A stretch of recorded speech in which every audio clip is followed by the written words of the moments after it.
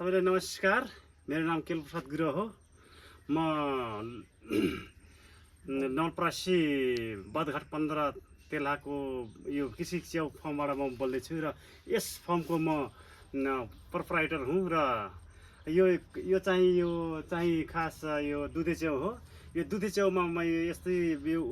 उत्पादन गरेको छु। एकदम राम्रो फसल भएछ, एकदम राम्रो उब्जनी भएछ र यस च्याउमा तपाईँले सुरु जस्तै तपाईँको यो सुरुमा तपाईँको यसको परालले भिजाउनु के अरे सानो सानो टुक्रा काटिन्छ र तपाईँले यो पराललाई बफाएर र सेम तपाईँको कन्या च्याउ जस्तै यसलाई पेकिङ गरिन्छ र पेकिङ भइसकेपछि तपाईँ यस यो बल्बलाई तपाईँले